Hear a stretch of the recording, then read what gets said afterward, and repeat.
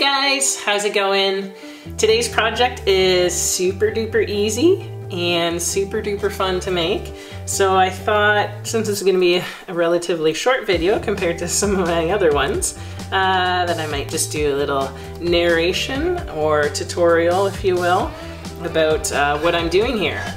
So today I am making some body butter, and this is going to be a batch that I'm intending to sell at a Christmas market that I'm doing soon. So in here is shea butter, cocoa butter, coconut oil, and avocado oil, and it's actually all in equal parts.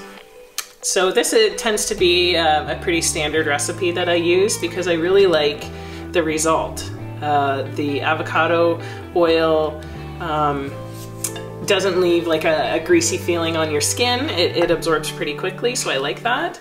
I have tried this recipe with other oils, like olive oil, for example, and I found it just leaves it too greasy. So this recipe, quickly absorbs into your skin, and I definitely like to use this during the winter time because we have, relatively hard winters. Supposedly this winter is going to be a very hard one. And, my skin gets dry, and so I like to use this sort of thing to keep my skin soft. So I've melted down the oils and butters, and then I put this into a chest freezer to very quickly cool it down. So shea butter can be a little bit finicky at times, and if you don't cool it fast enough, you can get like a really grainy texture. So that's why I always pop it into a deep freeze, and not for too long, but just until it goes from like clear to this sort of opaque looking mixture that we have in front of us. And the bowl is actually still quite cool, so it is going to continue to cool down quicker than if I just left it at room temperature. So what I'm going to do now is use my trusty mixer to whip this up and incorporate a lot of air into it. And once I've done that, I'm going to add in my fragrance. I've got a whole bunch of colors here to go with my Christmassy scents.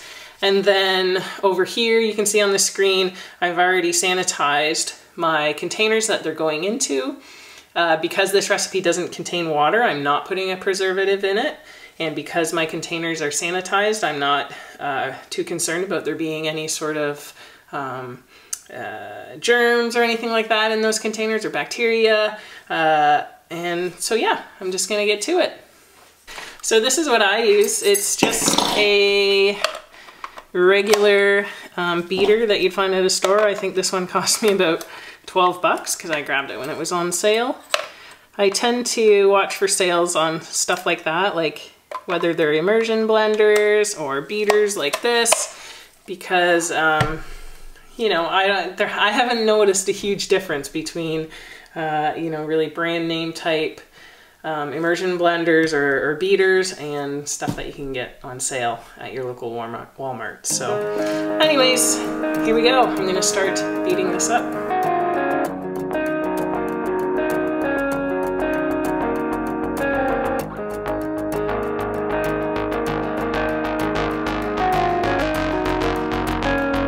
I'm just stopping for a minute here because I want you to see the consistency. Because the bowl is cold and I've been incorporating air, this oil and butter mixture, the consistency is changing very quickly now. So I'm going to continue beating until I can get stiff peaks. So essentially that's like if you were making meringues like in your kitchen, it's essentially the same thing.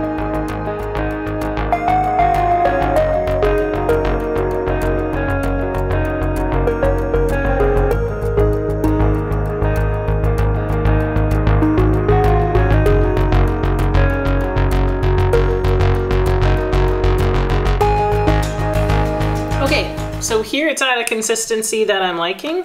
If you see when I pull the beaters out, it has stiff peaks, so it's holding its shape. The first one I'm going to make is going to match the Christmas Wreath cold processed soap I made a couple weeks back, and I will show you what one of those bars looks like. Here it is. So actually, I made 3 loaves of this Christmas wreath soap, and in 2 of them I did a hanger swirl. In this one I just left it as a drop swirl because I was just kind of curious to see what it would look like. So the colors I've used in here are, there's Energy Red from Serafina's Coastal Colors.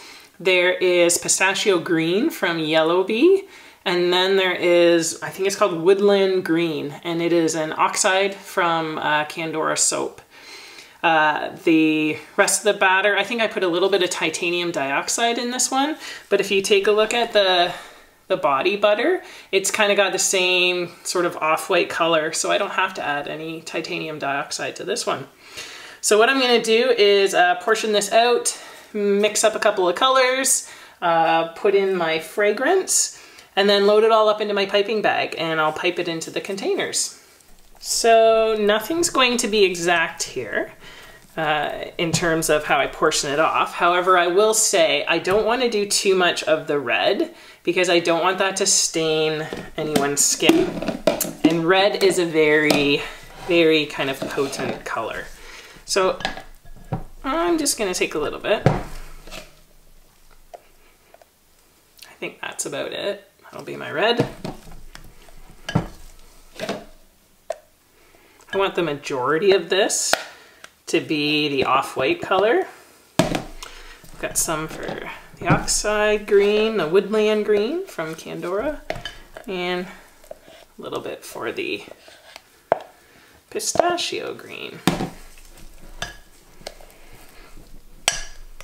I think that looks okay. All right, so again, this is the fragrance I'm using. It's a beautiful fragrance, doesn't discolor. You can use up to 90% concentration in your recipes. So I really like using this fragrance. Definitely with the CP soap, it doesn't accelerate trace, so that's always nice for a change. So I'm just going to use a pipette, and I am going to use 3 mils of this fragrance. I found that to be a good amount for body butter.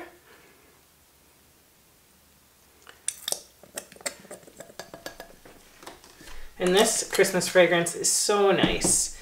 It's not overpowering by any means, but it's definitely reminiscent of Christmas.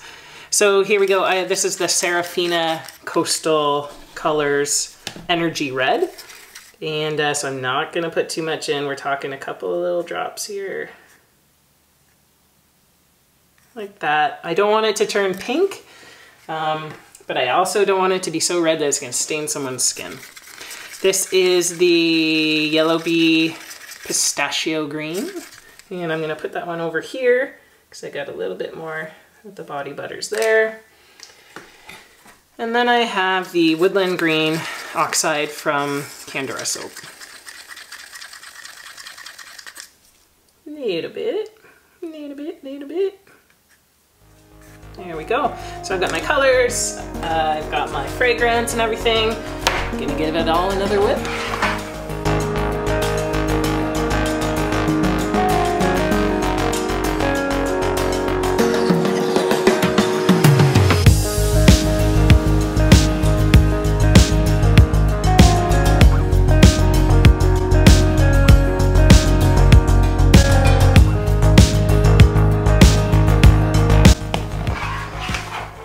Okay, so there we go. We've got all our colors in. Yes, the red does actually look pink, but that's okay.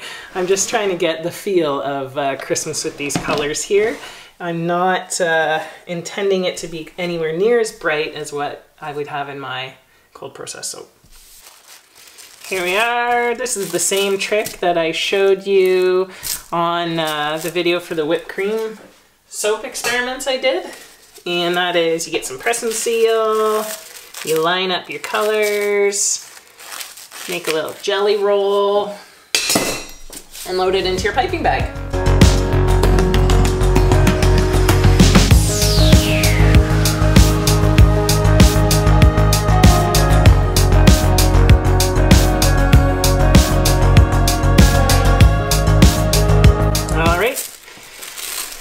Now we bring our press and seal together.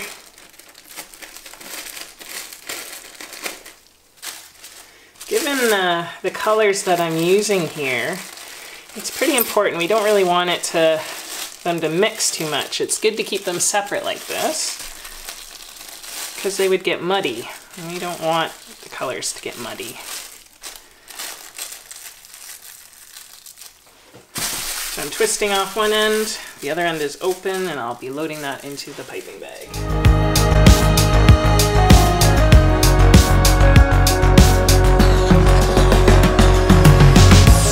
There we are. We're ready to go.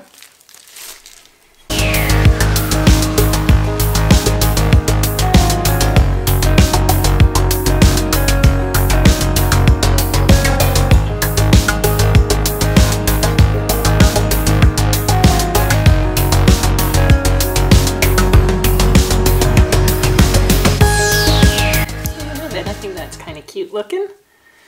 So you can see all the different colors and it looks pretty with the piping along the sides. So I'm going to continue on for the rest of these guys.